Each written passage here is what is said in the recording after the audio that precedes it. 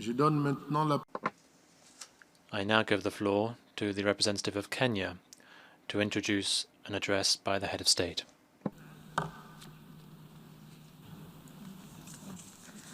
Your Excellency, Mr. President, Excellencies, distinguished delegates, it is my privilege and honor as the Cabinet Secretary for the Ministry of Foreign Affairs of Kenya to present the pre-recorded video statement by His Excellency, Honorable Uhuru Kenyatta, President of the Republic of Kenya, during the general debate of the 76th session of the United Nations General Assembly. I thank you.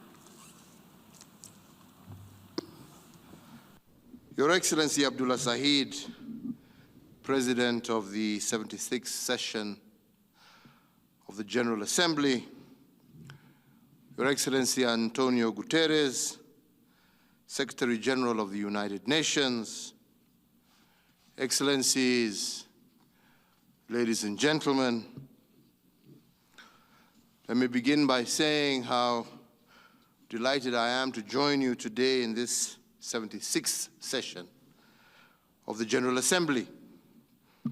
And I want to take this very early opportunity to congratulate you, Mr. President, on your election to preside over the 76th session, and I want to assure you of Kenya's full support during your tenure.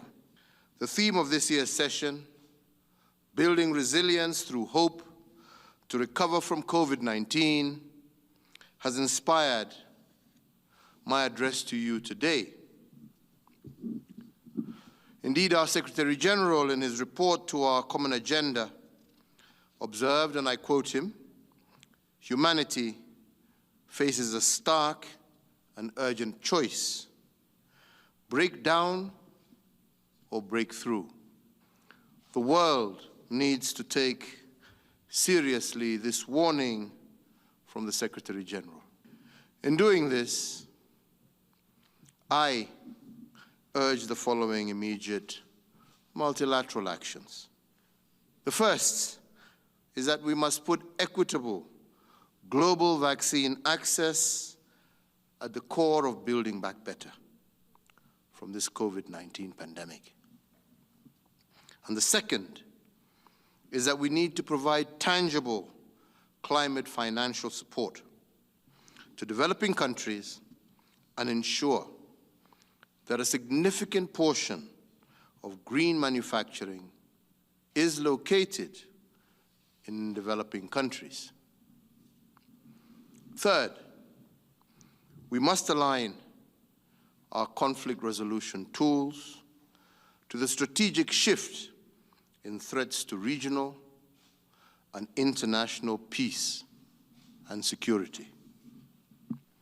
Fourth, we must strengthen the competence of states to manage diversity and regional trust between citizens and institutions, and between citizens and their leaders. As of a week ago, over 5,000 Kenyans had succumbed to COVID-19. We mourn these Kenyans, together with the over 4.7 million lives that have been lost around the world. The pandemic's devastating impact on global travel, tourism, our supply chains, investment, has caused the deepest economic recession in nearly a century. We here in Kenya responded swiftly and boldly to contain the pandemic, and as a result, the human toll, though most distressing, pales in comparison to other parts in the world. While we also undertook measures to cushion different sectors of our economy, the economic pain has been pronounced. Now is the time to rebuild. And to rebuild successfully requires a worldwide response in confidence and investment to enable production and consumption to bounce back to pre-pandemic levels. The surest way to build that confidence is by making vaccines available to the world in an equitable and accessible manner.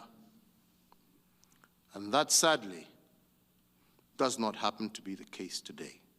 The asymmetry in the supply of vaccines reflects a multilateral system that is unfortunately in urgent need of repair. At the heart of the global effort to building back better, we must make concerted structural changes that should enable a quantum increase in investment and technology transfers, and this not as charity, but instead driven by enlightened self-interest and solidarity. A fast-developing Africa will offer the entire world the benefit of its demographic dividend of youth and vast investment opportunities.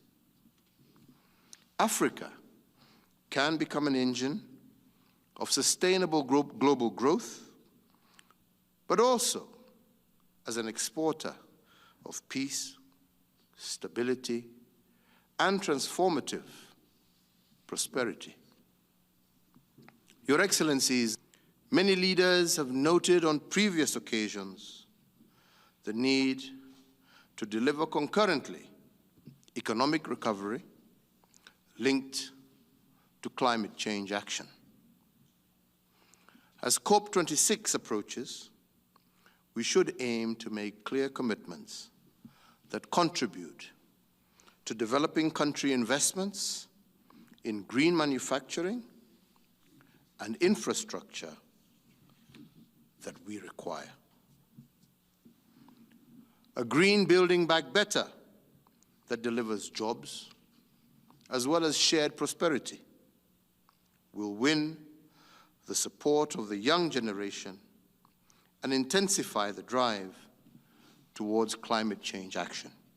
Kenya is ready to become a leading green industry country. We have mounted a strong climate change response. We have submitted an updated national determined contribution plan that aims to lower greenhouse emissions by 32% by the year 2030. Kenya also has a green economy strategy and implementation plan 2016-2030, which will enable us to achieve a higher economic growth as well as supporting a low-carbon development path. We too here in Kenya have also identified a range of ocean-based adaptation priorities to integrate ocean-based climate solutions with global responses to climate change. We look forward to co-hosting the second United Nations Oceans Conference with Portugal in late June 2022 to galvanize commitments and partnerships that will promote ambitious global ocean action and scale up investments in our blue economy. This will follow Kenya's successful co-hosting of the first global Sustainable Blue Economy Conference that we held in 2018 with Japan, Canada, amongst other global partners. Mr. President, Kenya is blessed with a youthful and indeed well-educated and productive population that has managed to build one of the most vibrant mixed economies on the African continent. We are implementing ambitious programs to prepare our country to produce decent and rewarding jobs for these young people. Our investments in road, air, and port infrastructure, as well as critical healthcare facilities throughout our country, are the most extensive and ambitious in our history as a nation. We have also delivered a national competency-based curriculum and on universal access to schooling, which will further boost the competitiveness of our workforce. Indeed, I am also simultaneously focusing on the immediate needs of our people. We have targeted 3.3 million households across our country that are most at risk, and in the process achieved a 50% reduction in the number of food insecure Kenyans. By next year, we will have achieved a 27% reduction in malnutrition among children under the age of 5, created 1,000 agro-processing SMEs, and 600,000 new jobs. We also have recorded a 48% increase in our agricultural contribution. Your Excellencies, ladies and gentlemen, as the President in office of the African, Caribbean, and Pacific States Organization, I convened and chaired an extraordinary intersessional virtual summit at the height of the COVID-19 pandemic in June last year. We also made the Nairobi Nguvu ya Pamoja Declaration, calling on the need to transcend the COVID-19 pandemic through global solidarity. I also recently hosted the inaugural African CARICOM Summit, during which we re-established the critical need for peoples of African descent to strengthen our economic and political linkages.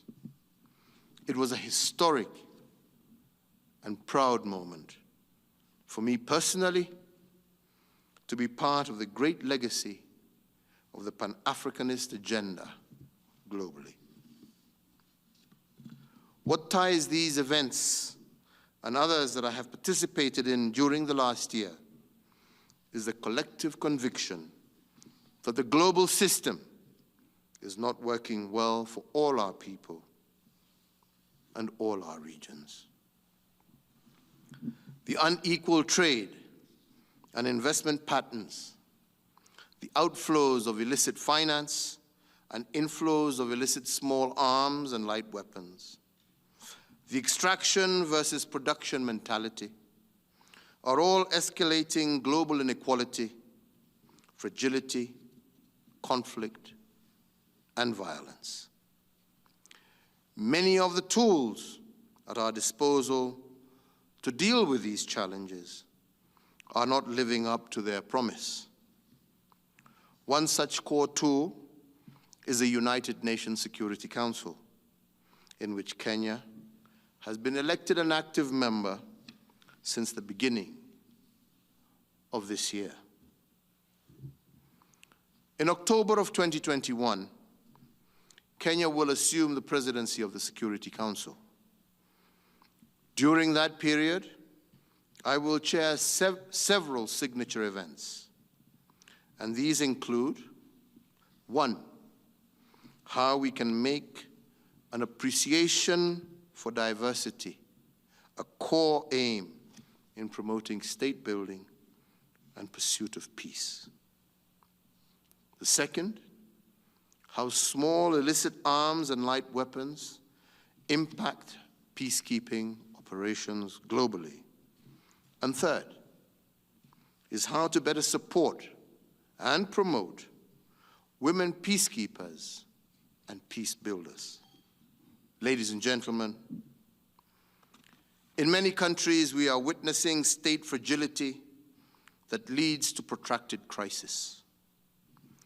This fragility is driven mainly by inability of countries to manage diversity within nations, thus offering militant and terrorist groups opportunities to create social discontent and control large territories within affected countries.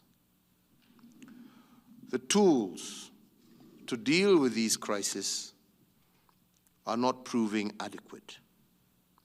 So together, we must work to improve these capabilities.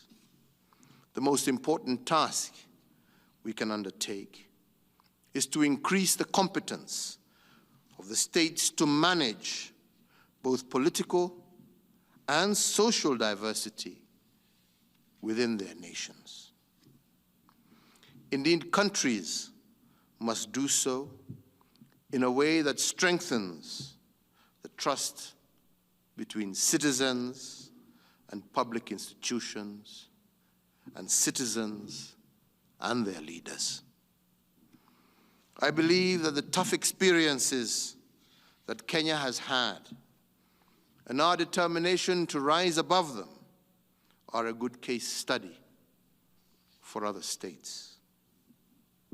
So, Mr. President, I am proud to lead a country that has worked hard to deepen its democracy and to entrench the rule of law, embracing all in the society, irrespective of race, color, gender, or religious affiliation.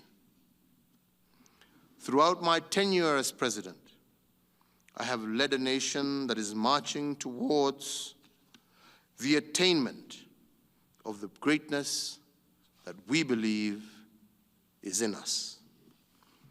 I am proud to have furthered that ambition by building bridges of unity and inclusion for all. I want every Kenyan to know and to be proud of how our nation, Kenya, is highly regarded in the community of nations.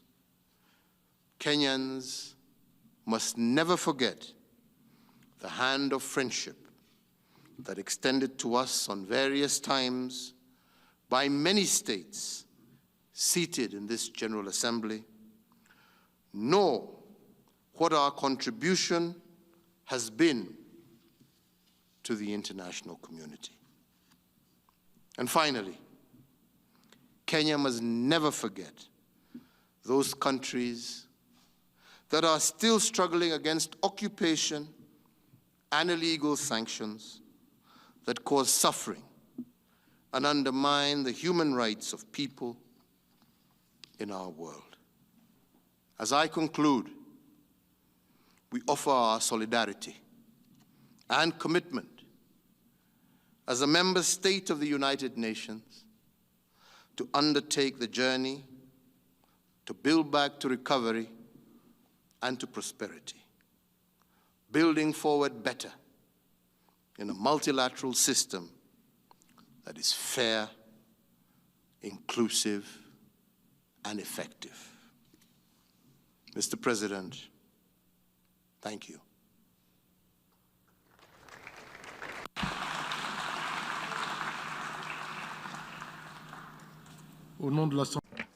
On behalf of the General Assembly, I wish to thank the President and Commander-in-Chief of the Defence Forces of the Republic of Kenya for the statement just made.